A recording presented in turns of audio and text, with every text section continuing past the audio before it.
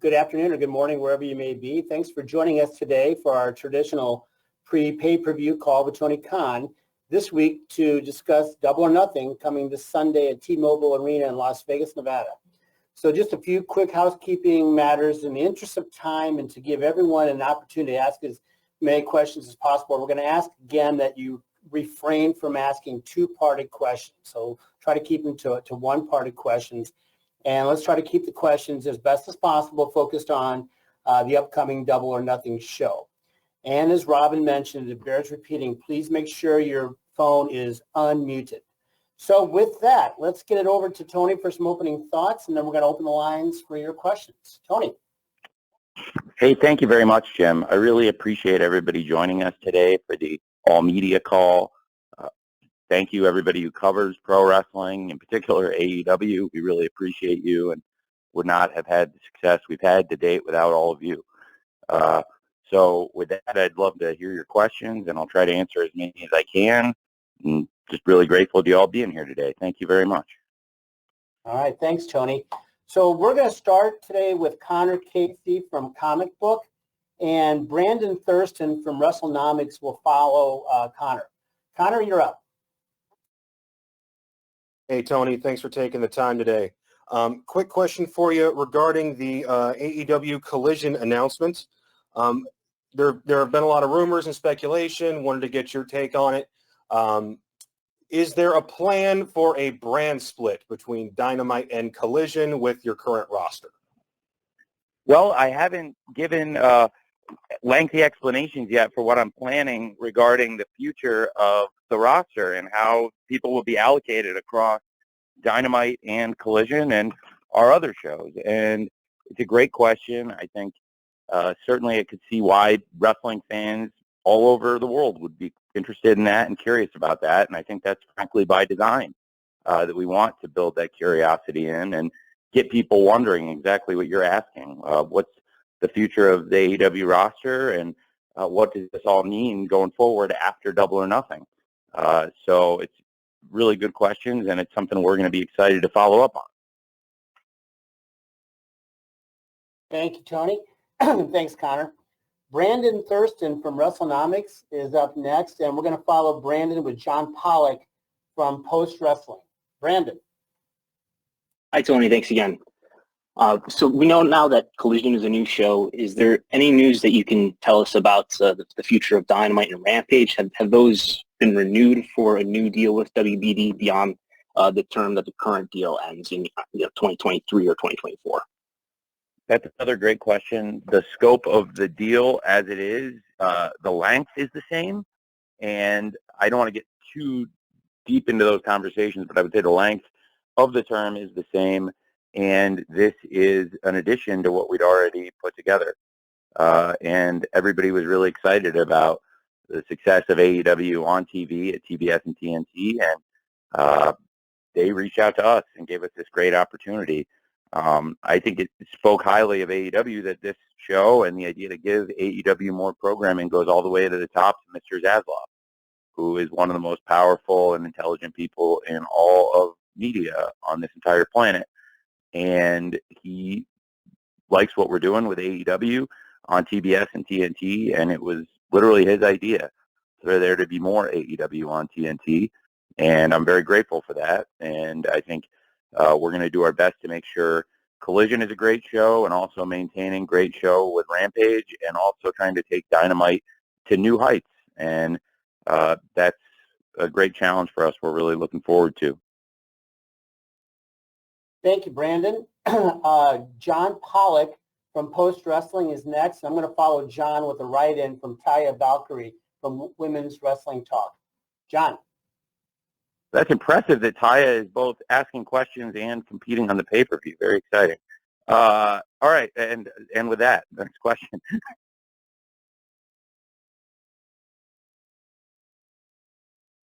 John Pollock, you up? Hi, sorry about that. Tony, with Collision running on Saturday nights, I just wanted to get a bit of your thoughts into running on that night. Obviously, it's a very competitive night, and I just wanted to get some of your insight to running on Saturdays. And the other side of the coin, where do you see advantages with running a Saturday night property? It's a great question, John. I am very excited to be running AEW on Saturday night. I think it's a great opportunity for the company. I believe, to start with the second part of your question about the advantages this brings to AEW, it's a great opportunity for AEW, and I believe that Saturday night is the single best event night for live shows and selling tickets. And so when this came up, I was very excited. And as you can see, we booked some great venues, starting with the United Center on Saturday, June 17th, and great venues going forward after that. And with the environment that Saturday night presents in terms of being conducive to live events and people going out and buying tickets, we think it's a great opportunity. And it's one of the reasons I was so excited when we were presented the offer for AEW Collision 8 p.m. Saturday night on TNT.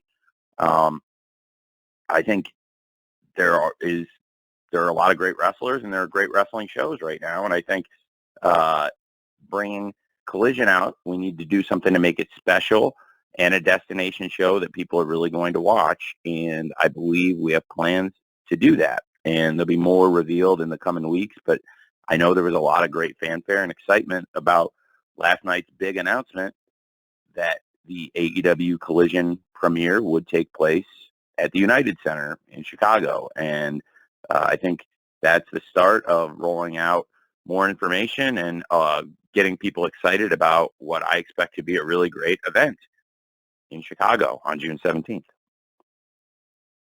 And I think it's a great question. I believe there are a lot of positives about Saturday nights, and it's one of the reasons we were excited about the time slot.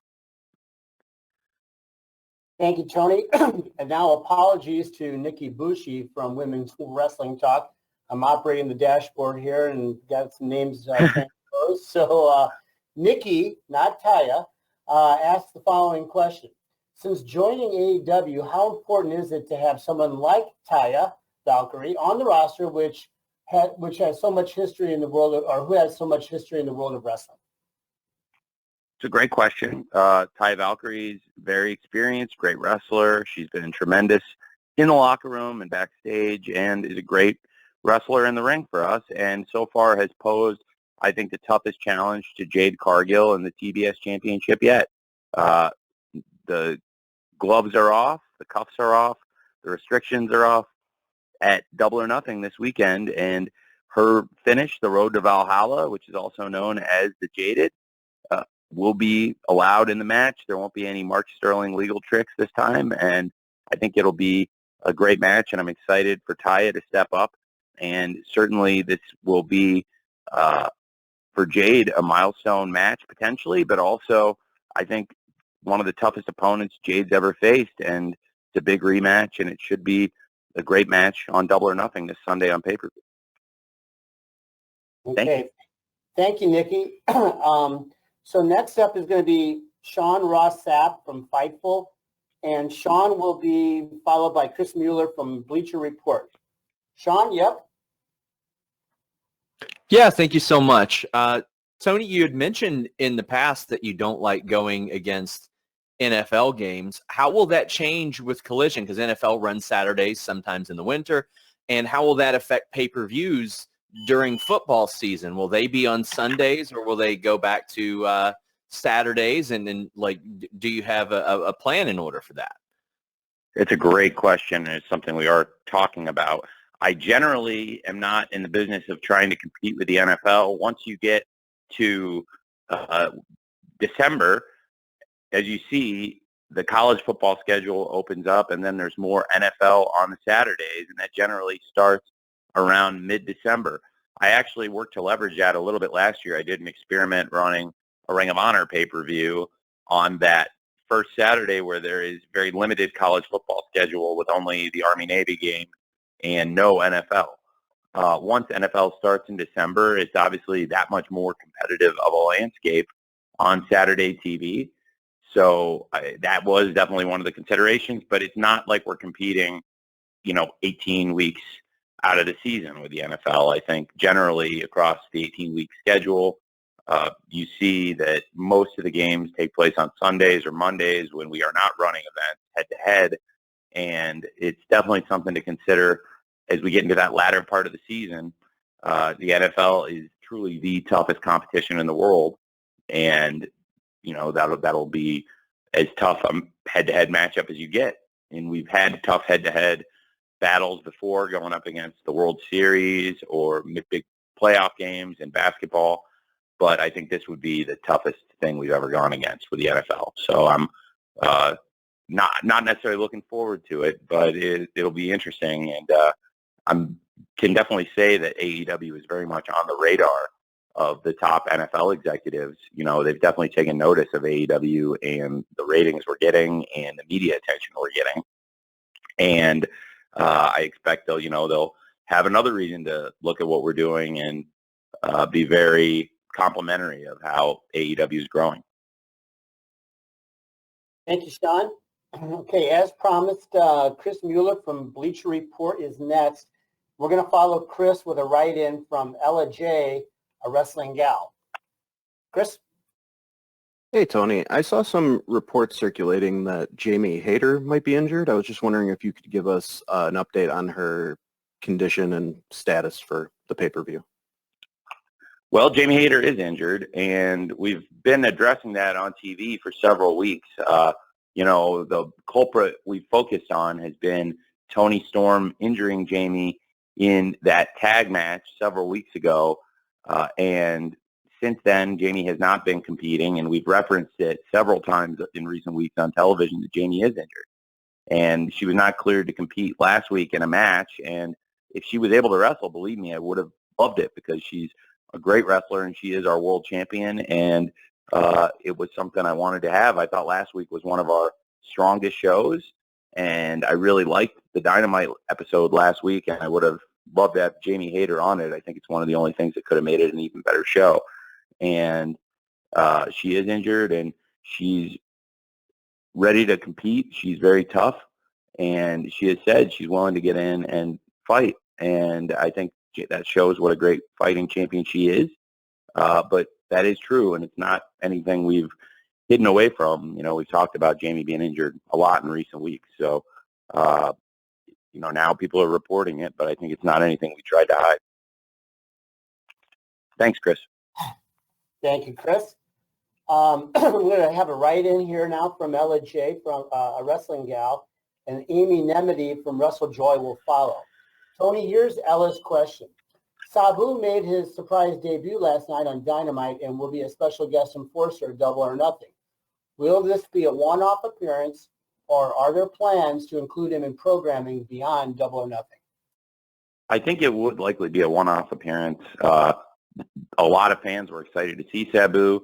I don't think he's going to be somebody regularly stepping into the ring to compete, but under the right circumstances, if this goes well, then potentially he could come back and make other guest appearances. It was, I think, overall very positively received, him coming in and making a surprise appearance. So I'd be open to him coming back, but it's not something I see as a regular occurrence either. It was a very special moment to see Sabu. I got a text from my dad this morning saying Sabu, a blast from the past, because my dad actually took me to see Sabu wrestle when I was 13 years old. And the match we saw him in, the first time I ever saw Sabu wrestle, was Sabu versus Chris Jericho. And it was the only time they ever wrestled. And now they'll be both out in the same ring, and Sabu will be the special enforcer for the unsanctioned match, Adam Cole versus Chris Jericho. And I thought it was a very cool full circle moment. Thank you, Ella. Amy Nemedy from Wrestle Joy is next, and we're going to follow Amy with Bill Pritchard from Wrestle Zone. Amy. Hi, Tony. Thank you for taking the time. Speaking of full circle moments, I want to talk about the Four Pillars AEW Championship match with MJF, Sammy Guevara, Darby Allin, and Jungle Jack Perry. All of these contenders have been with the company since the first year, many of them since the very first Double or Nothing. They all have championship accolades standing behind them. I'd like to know how this match came together, as well as your thoughts on the pillars themselves and their growth in AEW as homegrown stars.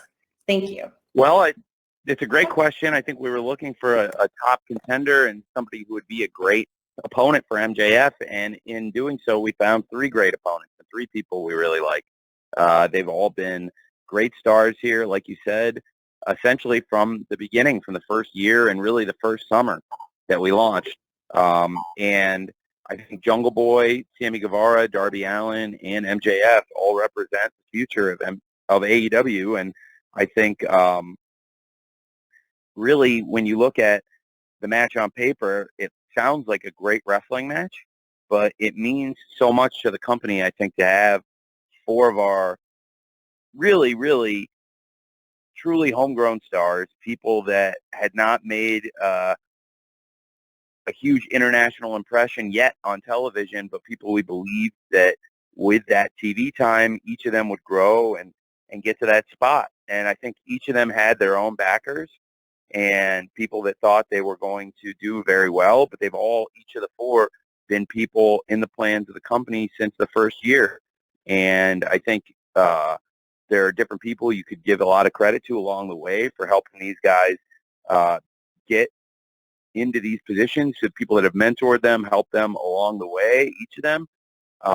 You know, whether it's great wrestlers like Chris Jericho and Sting and you know, a lot of other people along the way that have done things and helped these guys, you know, people including the Young Bucks, Cody Rhodes, Kenny Omega, many others that have had matches with these great wrestlers, I think, and help them get to this level.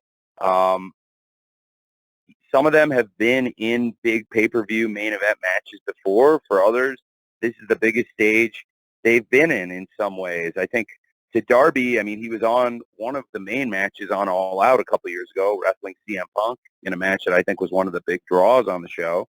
But for Darby, being out there at the very end of a pay-per-view is maybe a little different. And MJF has really grown into that main event spotlight. He had been in a main event before this past year, you know, wrestling Jon Moxley in the main event of All Out 2020 in a great match. But he's risen to that main event prominence. And for Sammy Guevara, we've seen him out there in the Stadium Stampede and big matches. But I think as a singles wrestler, this is his biggest moment, his biggest match. And same for Jungle Boy, who I think has been in big matches as a singles and in a team, you know, such as the Falls Count Anywhere match. It was a classic at Full Gear 2021, and as a World Tag Team Champion. But for each of them, I think this is their biggest match, their biggest moment, and it just feels like, to me, it's very emblematic of the growth of the company and how far we've come to have four homegrown stars fighting it out for the championship out there in front of a great crowd, where we started in the same town where AEW launched, here in Las Vegas, at Double or Nothing 4 years later. Thank you, Amy. Bill Pritchard from WrestleZone is next, and following Bill will be Sean Newman from Wrestling Inc. Bill. Hey, Tony, how are you? I'm good, Bill. Thank you for asking. How are you? Good. So you touched on something earlier that I wanted to go back to. You mentioned the reports of a roster split, sort of keeping that under wraps by design, and it kind of feels like you're maybe doing the same with Collision, especially the premiere episode on June 17th. Can you maybe speak to that, as far as there's a lot of rumors out there about who will be there, who won't be there? Will you announce stuff as it gets closer, or are you intentionally trying to just build up hype for the show without actually announcing anything specific? Well, I'm definitely trying to build up hype for the show, and right now, obviously, we're very focused on Double or Nothing at this moment, but going forward, as we come out of Double or Nothing, a huge focus to us will be the expansion of our television and AEW Collision. And I think with AEW Dynamite, AEW Rampage, and now AEW Collision, we're going to have three great shows it's no secret at this point, AEW Dark and AEW Dark Elevation are no longer running, but that is a good thing. And that was part of an agreement with Warner Brothers Discovery to expand our partnership. And that means AEW Collision is starting, and it's a great chance for a lot of the roster. What this means going forward, I have been a little intentionally secretive about where this is all going, and I think it's a good thing. I do plan on rolling out more information, more specifics as we get closer to the launch of Collision, but right now I think we've built great anticipation, and I expect great sales for the first event at the United Center, and then I'm hoping that'll lead to a lot of momentum on Saturdays going forward for Collision, and should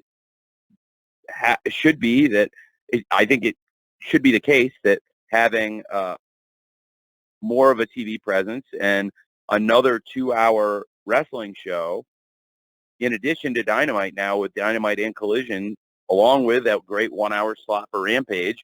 Now I think we can do more, build more matches up towards the pay-per-view, and also give more people an opportunity to become top stars and get those big match opportunities. So I think AEW, with the launch of Collision, we're going to be a better, stronger company.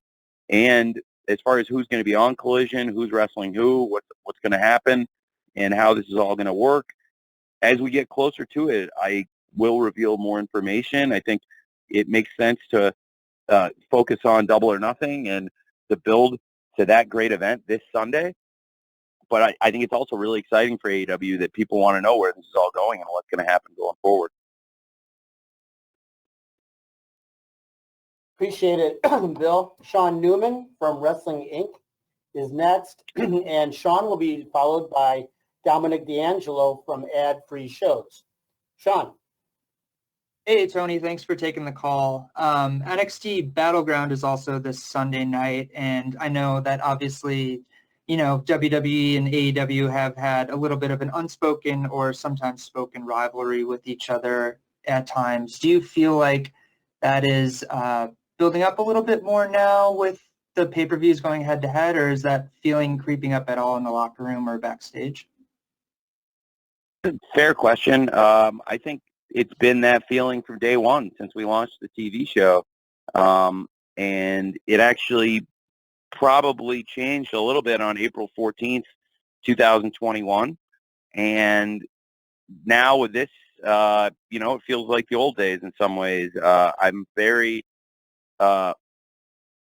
always very eager to compete in whatever arena I'm in. And I really love the competition in pro wrestling as long as it's done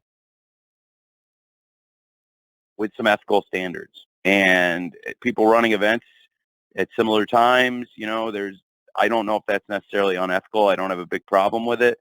And I wish everybody the best. And I think I expect we will do the best show on Sunday.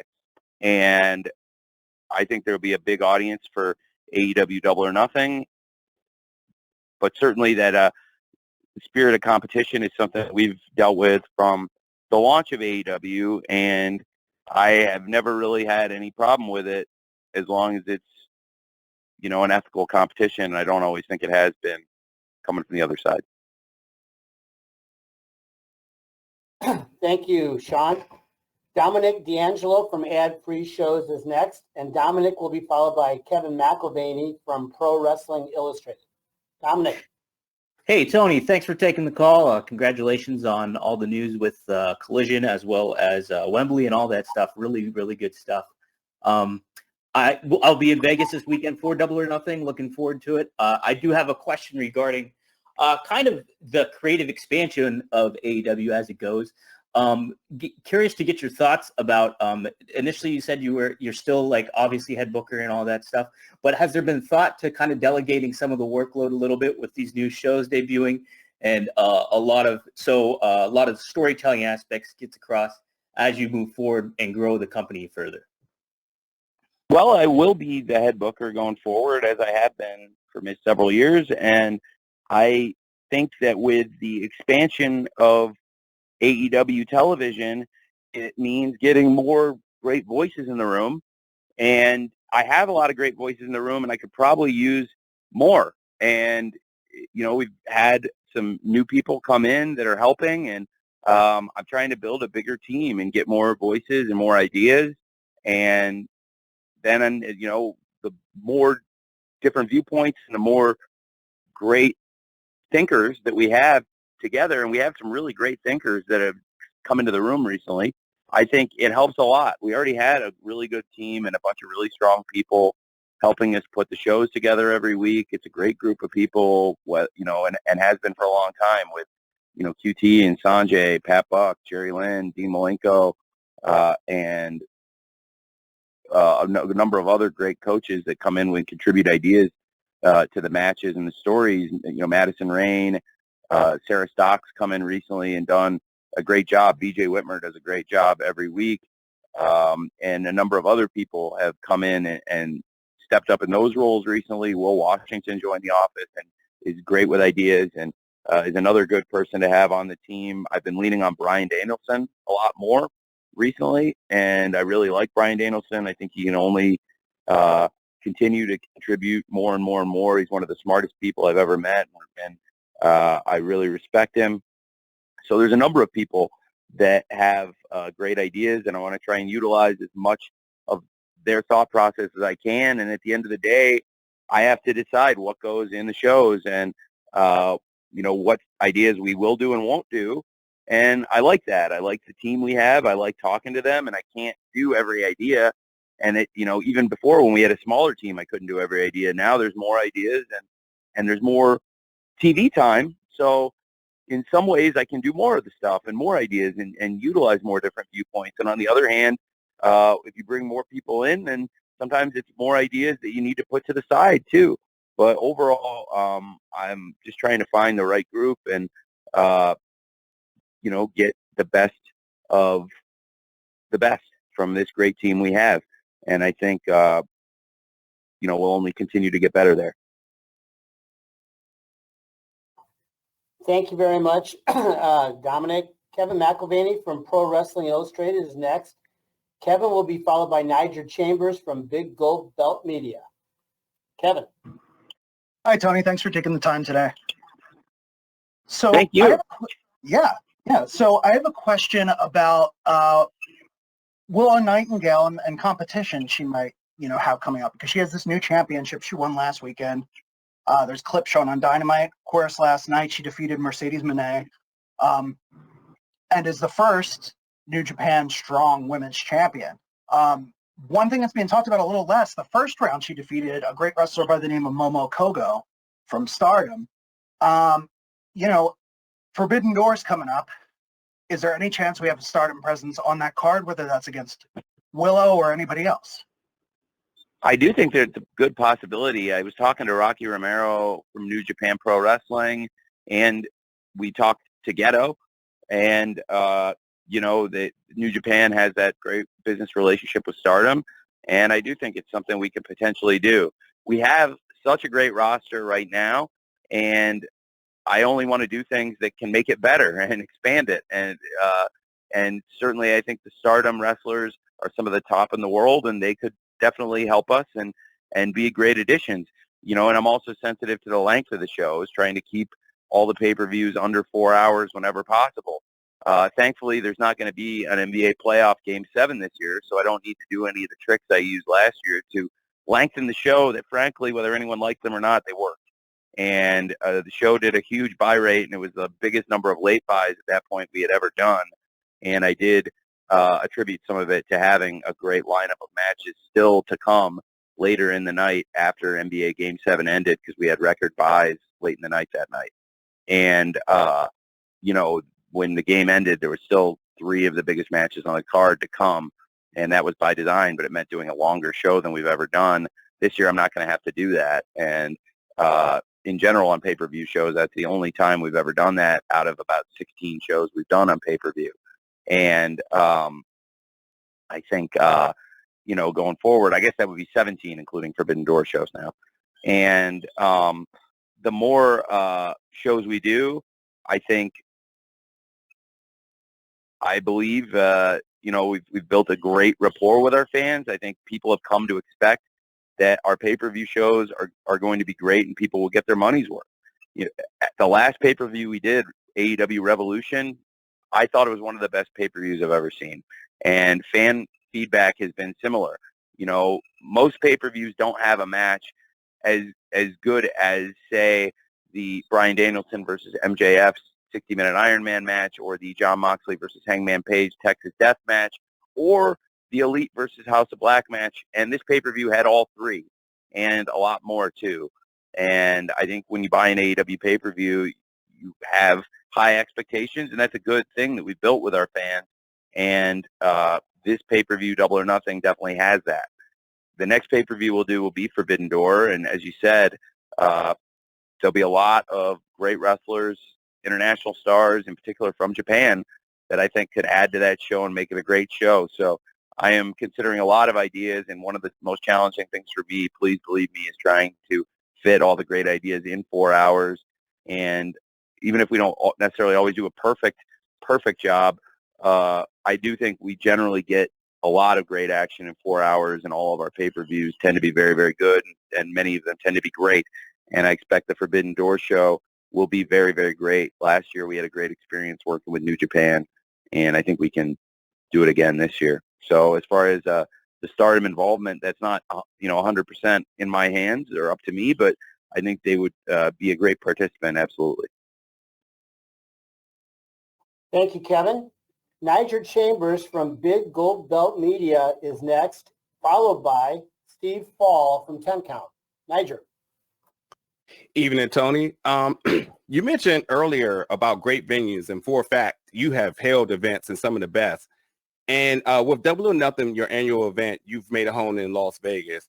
I started to look forward a little bit, and I wanted to know, is there any interest or maybe consideration into moving next year's event at the soon newly open MSG Sphere? Thank you. Well, no, I hadn't thought about that. So can you tell me about what venue is that? Certainly. So, if you fly into Vegas, you'll see this new venue that they have been working on. Got held up a little bit by the pandemic, but it is set to be completed and open come September of this year. And, it's right next to the Venetian, and it's from the same folks who have designed Madison Square Garden and their other venues across the world. So it's a very unique event. They're starting to open up with some interactive events, but soon to open up for concerts and other things such as pro wrestling. That's interesting. I don't know much about the venue. I think we have a great venue right now with T-Mobile Arena, and it's our second year in a row running there. But certainly it's been great tradition in Las Vegas, and I would be interested to learn more about that venue. I just like learning about venues in general for sports. So I don't know much about that one, but I'll be interested to learn more about it. I think you've given me something to study now. Thank you, Niger. Steve Fall from 10 Count is next, and I'm going to follow Steve with a write-in from Joseph Galizia from Wrestling Headlines.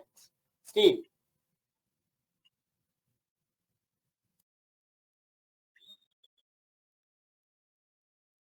If you're muted. Hello there. I don't know how to use the phone apparently. I'll be in Las Vegas for Double or Nothing. Very excited for this. But also you have Forbidden Door. You have All In. With Collision being added, could we see more pay-per-views? Because I think the fans need it and want it. That is great to hear. Well, I will use what you just said in my quote. According to you, Steve, the fans need more pay-per-view events and want more pay-per-view events. So that will be a great thesis statement for me. I do think there's potential for that, but it has to be the right economic situation for AEW, and it has to be the right thing for the fans. And if that is what the fans are calling for and looking for, then I'm definitely open to it. I think with the launch of AEW Collision, now having 3 great TV shows and 5 great hours of TV, it's something that we could look at and consider. But we would also only consider it if it made sense in our partnership with Warner Brothers Discovery. and looking to expand and grow that partnership, which has been really great for us and has only gotten better in the past several months. It's really gotten to be stronger and even better relationship. I think it's probably the strongest the relationship has been since the very beginning of AEW when we launched. So I'm very excited about that. Thank you, Steve. I have a write-in question here, Tony, from Joseph Galazia from Wrestling Headlines. I'd like to ask Samantha Shipman from the Daily DDT to be ready after Tony answers this following question from Joseph. Sting is absent from this year's Double or Nothing event. Are there plans for the singer's retirement? And if so, is there one final match planned? I am going to try to keep Sting wrestling and active as long as he wants to do it. And he hasn't really given me a set time. He's mentioned it at times that, he's not going to wrestle forever. But truth be told, I would like Sting to compete as long as he wants. And I really think he adds so much to the company, and going forward, as we have more TV shows, more presence on TBS and TNT for AEW, I think having somebody like Sting in the company who's such a great star, he's such a great asset to the company, a business asset, but also a great person. And we love having him here, and I would love for Sting to stay as long as he could, but certainly whenever he eventually does decide that it's time for his last match, we would definitely want to make it a big event. And I think it's one of, frankly, the biggest moments out there in pro wrestling right now is Sting's retirement match. I think if you took all the big ideas, and I'm not just talking about in AEW, I mean in the entire world of pro wrestling, if you took all the biggest things and all the biggest ideas and things you could do and put them on paper, I think you'd be hard-pressed to come up with things more interesting than Sting's retirement match, or the kind of things that would get fans all over the world more interested or excited. And so it's definitely something that will eventually be a major asset to the company. But in the meantime, I think Sting himself is a major asset to this company, and I don't want to try to leverage his retirement for short-term gains, because right now the person that we're getting is so incredibly valuable to the company in Sting. Thanks for asking. Thank you, Joseph. Samantha Shipman from the Daily DDT is next, followed by Nick Hausman from House of Wrestling. Samantha.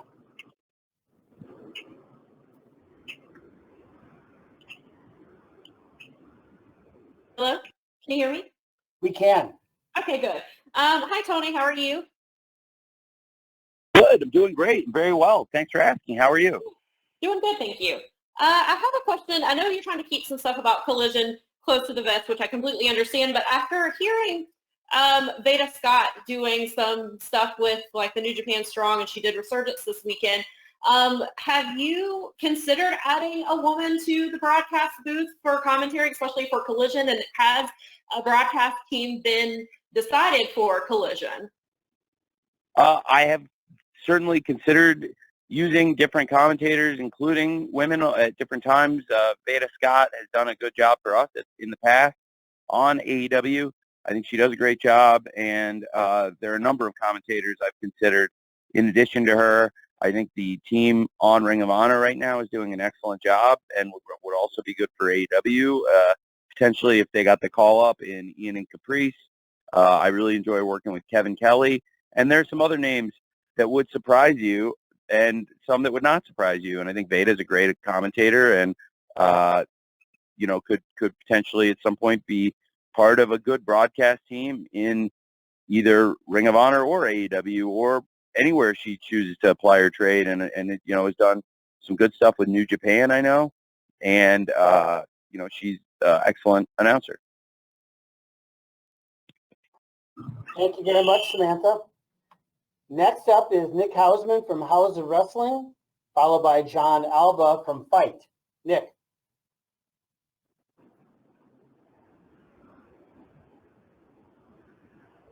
Hey, Tony, can you hear me? Yep. Tony? Hey. Hey, I can hear you. Awesome. Thanks so much for taking the time, Tony. Sure. So I wanted to ask about Willow Nightingale. She's somewhat surprisingly, it sounds like the New Japan Strong women's champion because of Mercedes Moné's unfortunate injury. Kind of two-part. I was wondering, does Moné's injury affect anything you had planned for Forbidden Door? And how do you plan to capitalize on Willow now holding this New Japan title? These are great questions. Well, when you go into a tournament with Mercedes Moné in it, she's one of the best wrestlers in the world. I have a lot of respect for her personally and professionally. And I think when you have somebody of her star power in a tournament, you generally assume they're going to have a very good chance to win. So I would say she was the odds-on favorite to be the first ever Strong champion. And I think it's very fair to call Willow's win an upset victory. And she was able to take advantage of an injury to her competitor to become a champion, which is frankly what pro wrestling is all about. And I think Willow was somebody that we have had in our plans, and that's why I sent Willow specifically my choice to go to New Japan and compete in this tournament. They asked me for a name. Other wrestling companies were sending their top stars, and everybody was going to send their top star to compete against Mercedes for the inaugural New Japan Strong Championship. I have so much respect for New Japan as a business partner and am friends with their leadership. And as part of being a good, respectful partner, I wanted to send a great representative of AEW. So when I talked to Rocky and Ghetto about it, I suggested Willow. And I think she's come a long way. She had, since we relaunched Ring of Honor, I think maybe, to be fair, with the exception of the FTR versus the Briscoes matches, leaving those out because they are very special. They hold a special place in wrestling history, to me at least, and I think to a lot of other people, and because so many of us look back on them fondly. They were already, I think, 5-star classics, but now so many of us look back on them very fondly with the way they'll always be tied to the late, great Jay Briscoe, who so many of us love. And I think setting aside those which have been by far to me the best things I've been involved with since I purchased Ring of Honor, and those will always hold a special place in my heart. I think looking at everything else we've done hundreds of matches, many shows now for Ring of Honor. I think since I took over doing the TV show, I think tonight is the 13th episode, I would like to say, of the new Ring of Honor TV, and we've had several great pay-per-views now. It's been over a year. I've run the company. Probably the best one-on-one match that we've had, or certainly one of the best one-on-one matches we've ever had in Ring of Honor, has been Willow versus Athena. It was awesome. It was so great, and it could easily be the best singles match we've had in the new ROH. And I definitely thought it was the best match we had at the Universal tapings. It's just a classic, and I thought it showed how far Willow has come in this company. She's been a part of some big matches. She's certainly considered one of the homegrown stars. She's been, at times, the recipient of some attacks and some chicanery on the part of the Outcast. And I thought that Willow is really somebody that is growing and getting better and better. And in the time I've worked with her, I've seen that improvement, and I've seen the fans continue to connect with her more and more. And I thought she could take it to the next level. I believe there was a very good chance she would get to the finals and then get in there with Mercedes. We'll see what happens. And, of course, it was a huge upset win. Willow is now the New Japan Strong Women's Champion. It's a huge, huge moment, not just for AEW, not just for Willow, but really for Ring of Honor for that matter, but for all of us. And I thought it was a great win, and I absolutely believe Willow is capable of being a great champion and having great matches, and that's why I chose her to go to New Japan. Now going forward, it does make things a little bit interesting because nobody really knows besides Mercedes and myself what was going to happen there and what the future would hold for her, whether that was competing exclusively in New Japan or potentially also whether she'd be at Forbidden Door. And frankly now, even going forward, I don't think anybody but her knows when she'll be ready to come back to the ring. But I have so much respect for Mercedes, and I think she has been a great champion all over the world, including in New Japan. And she would have been a great first ever strong champion, but I think we have a great champion now in Willow, and we'll look to utilize Willow in AEW, possibly in ROH, and also take advantage of that great, beautiful new championship belt that she's holding also. Thank you, Nick. John Alba from Fight is next. John will be followed by Jim Barcelone from the Miami Herald. John. Thank you, Jim. Good afternoon to you, Tony. Hope all is well with you. I want to follow up a little bit on what Steve said before about the future of pay-per-views and everything. Obviously, Double or Nothing, huge, important event for you, as it is every single year. But this year, with Forbidden Door coming up, then we have All In, then potentially All Out. I'd love for some clarification if you could provide any. Do you have an update on the broadcast status and availability of All In, your premier London event? And will we see All Out on pay-per-view directly after that the following week? Well, it's a great question. I cannot completely give a full answer to that yet. I think it's a fine thing to ask, but we're still working on the solution for that event and how we're going to offer it. And I think it's going to be, to date, the biggest event we've ever had in AEW, and right now it's tracking to be the biggest wrestling event ever in England, which is pretty amazing for such a massive country with a massive population and a great history of pro wrestling over many decades. To say that we're on pace for such a historic milestone, it's a big deal for AEW. That event's really special to us. As far as where it's going to air or where it's going to stream or how it's going to be available, that's something I'm still working on, and hope to have good answers for it soon. But there's a lot of considerations to take into account when you're doing an event like that. So All In is certainly very much on our radar going forward. Right now, looking ahead to Double or Nothing this Sunday, which will be offered as a traditional pay-per-view.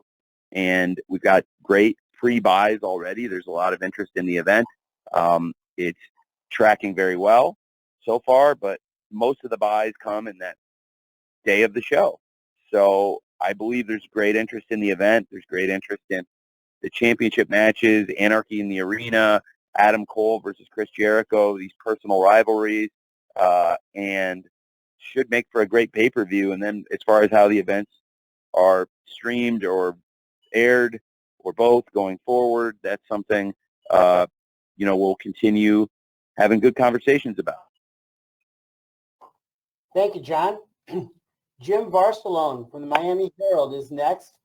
I will follow Jim with a write-in from Robert Dyer of That's Pop Culture. Jim. Yeah, thank you all. I'm curious with AEW Collision and then obviously Ring of Honor.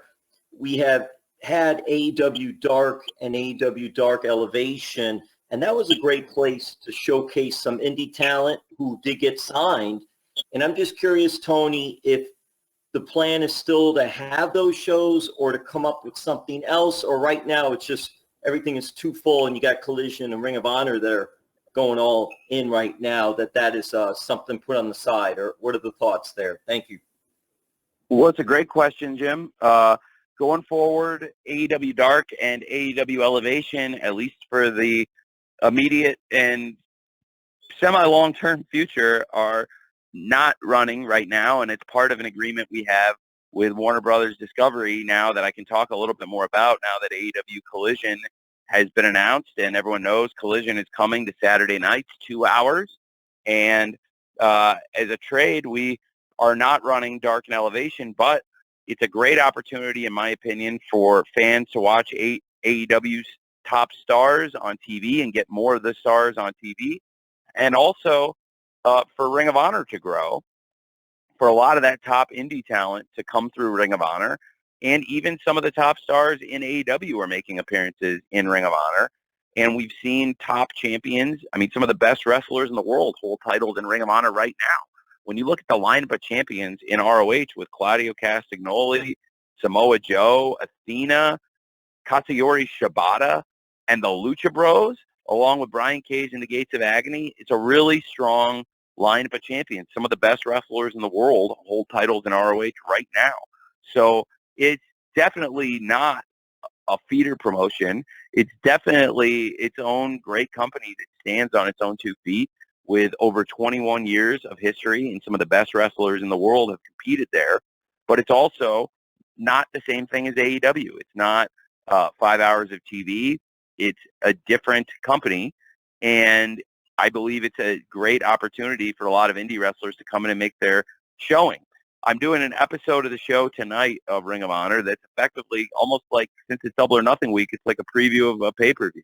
You'll see some great matches, some long matches, and a lot of great wrestlers competing on the show tonight. It's also a little bit longer of an episode than I would normally do, to be honest. What happened, and a lot of people now are aware that last night we had Katsuyori Shibata come in to defend the Pure Championship and against his former protege, Alex Coughlin, which is going to be a great match on ROH a week from today.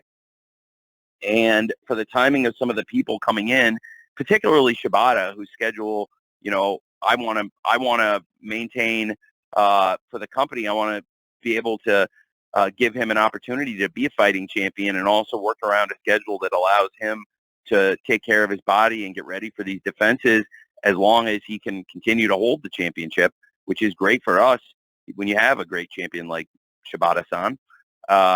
So I ended up putting a lot of content into tonight's episode that will run tonight, because effectively everything we shot at Universal was to run through these past 3 weeks. And then next week we'll pick up with this new great content we've shot in Las Vegas, including Shibata versus Coughlin, Athena versus Kiera Hogan for the Ring of Honor Women's World Championship, and a number of other awesome matches I'm excited about. Zack Sabre Jr. Will be coming in and defending the television title next week on TV after he teamed up with Samoa Joe as they try to prove who is the greatest world TV champion. And a lot of very cool stuff happening there. So to your point, Jim, it gives me an opportunity to bring a lot of top independent wrestlers and even people on tryout opportunities into Ring of Honor for some of those chances that might have only existed on Dark before. But Ring of Honor also has a lot of the things you didn't have on Dark, like championships and those kinds of compelling personal rivalries that people want to see. So I think in many ways, Ring of Honor is a great value.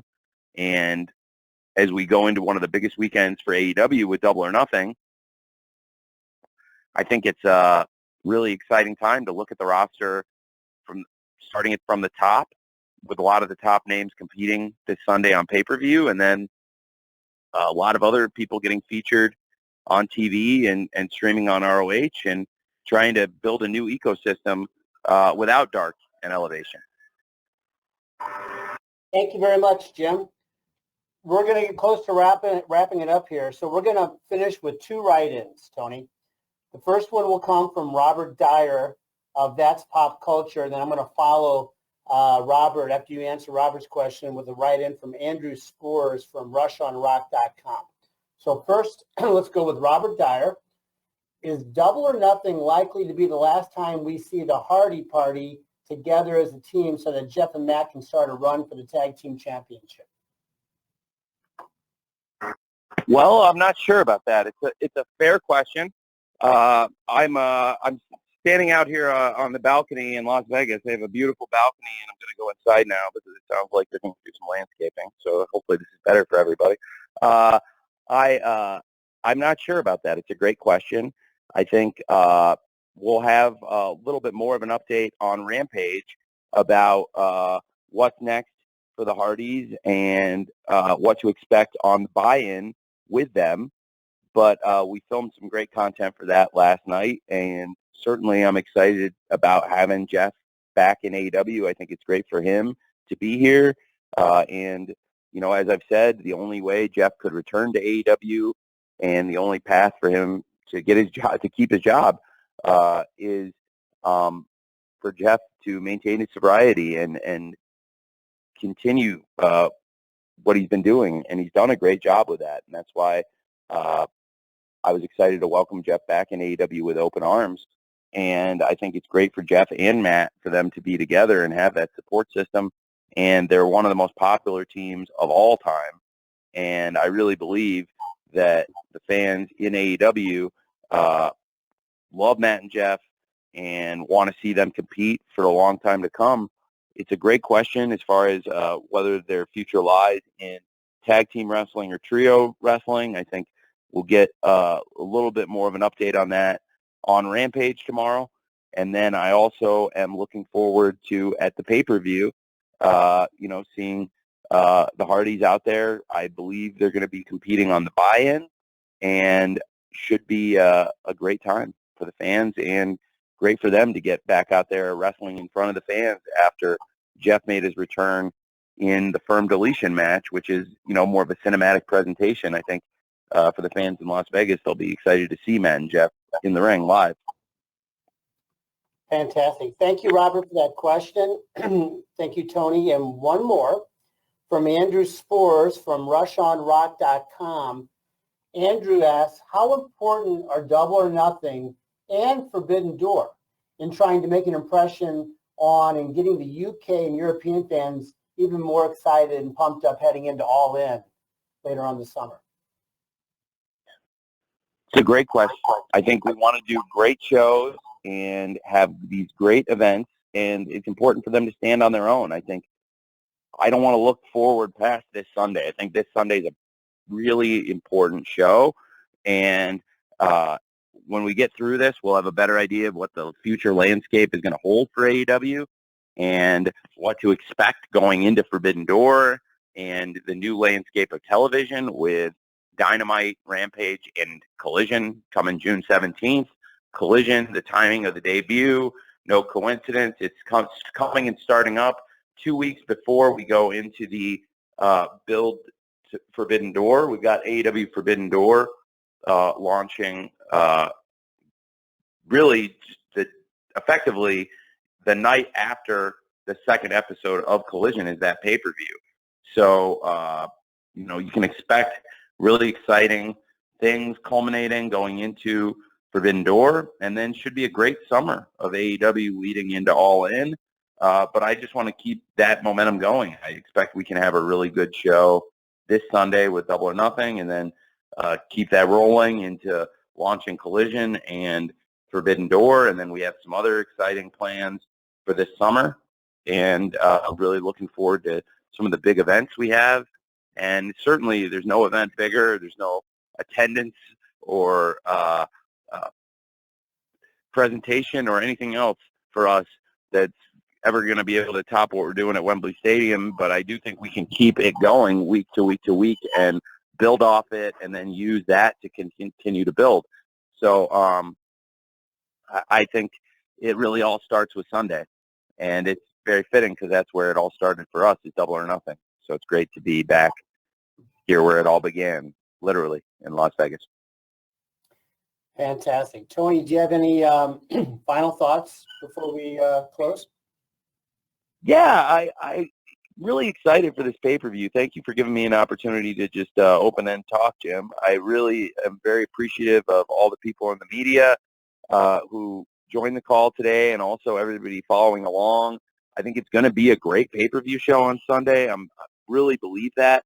At the last time we all spoke at length about one of these big AEW events was Revolution, and I believe the event lived up to the hype and was a great show. And some of us reconnected since then for ROH Final Battle. That was a good show too. Excuse me, for ROH Supercard of Honor.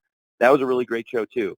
And every time we get on one of these, I really feel the pressure, because I think the wrestling fans and the wrestling media have incredibly high standards in a good way, because there's been so much great wrestling in recent years, and people have come to expect great wrestling. And I know that we're going to deliver that on Sunday.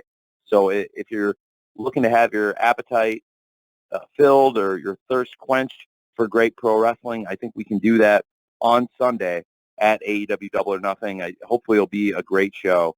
And I just wanted to give everybody a shout out for joining the call today. I really appreciate it. Thank you for your coverage and the opportunity to talk to you about AEW and Double or Nothing this Sunday on pay-per-view.